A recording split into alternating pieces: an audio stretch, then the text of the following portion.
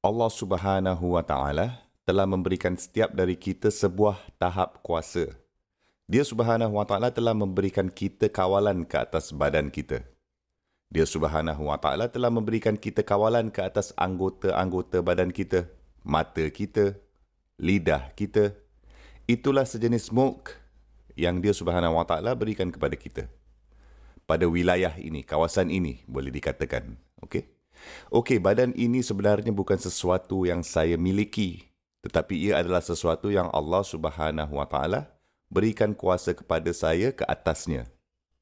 Dan hakikatnya bahawa saya dapat menggunakan lidah saya sekarang ini, atau fikiran saya dapat memikirkan sesuatu dan menyampaikannya ke lidah saya untuk sambut idea itu, dan hakikatnya bahawa anda dapat mendengar bunyi-bunyi ini, kata-kata ini yang keluar dari mulut saya, dan untuk kamu memprosesnya dan juga memahaminya adalah sesuatu yang Allah Subhanahu wa Ta'ala berikan kepada kita.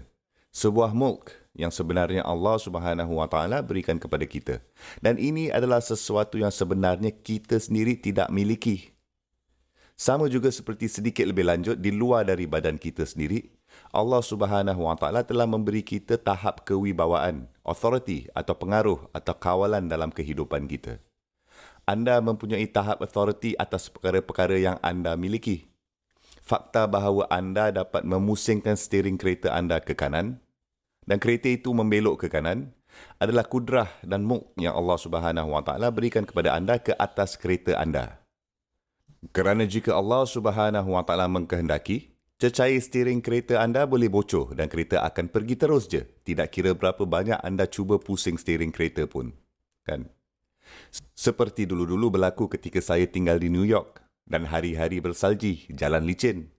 Anda boleh pusing steering seberapa banyak pun, kereta tetap jalan terus je, kan? Jadi itulah sesuatu yang Allah Subhanahu wa Ta'ala berikan. Itu bukan sesuatu yang kita miliki atau sebagai hak milik. Dan lebih dari luar itu juga, tentu sahaja kawalan dan kewibawaan, authority yang kita laksanakan terhadap orang. Sebagai ibu bapa, saya mempunyai tahap kawalan yang tertentu ke atas anak-anak saya, kan? Saya selalu berharap saya mempunyai lebih banyak kawalan terhadap mereka, tapi sebenarnya saya tidak pun. Ini adalah tahap kawalan yang saya laksanakan ke atas anak-anak saya. Pasangan suami isteri boleh mempengaruhi atau melaksanakan kawalan ke atas pasangannya. Guru-guru, cikgu boleh laksanakan kawalan atau pengaruh terhadap pelajar-pelajarnya. Jadi dalam kehidupan peribadi kita, dalam masyarakat, sama ada dalam keluarga kita atau di tempat kerja, mungkin anda adalah manager, anda mempunyai kawalan ke atas tim anda, orang-orang yang bekerja di bawah tim anda.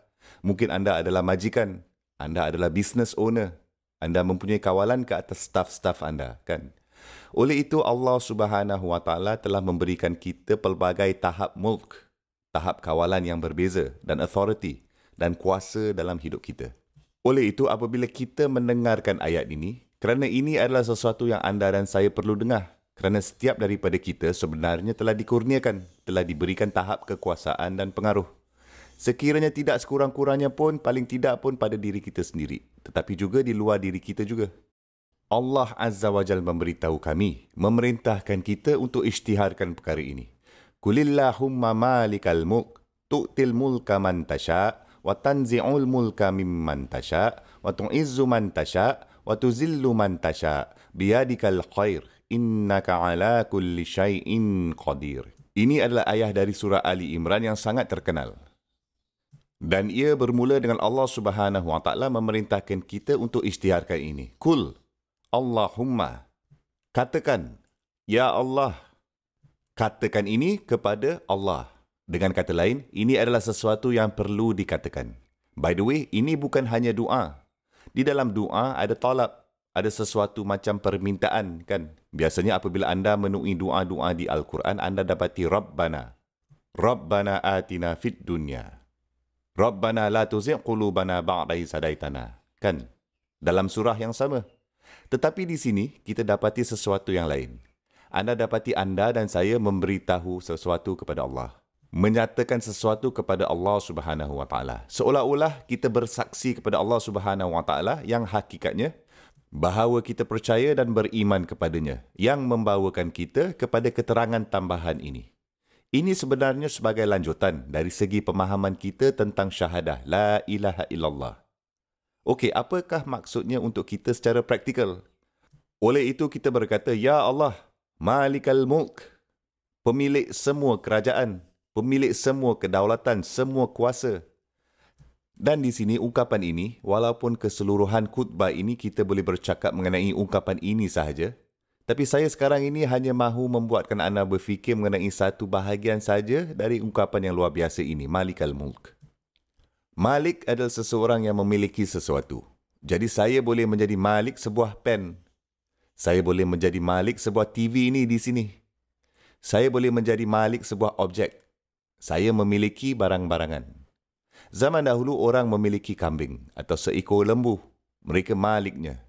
Dan perkara-perkara yang anda malik ke atas yang anda miliki, anda mempunyai hak sepenuhnya untuk melakukan apa sahaja yang anda mahukan. Okey?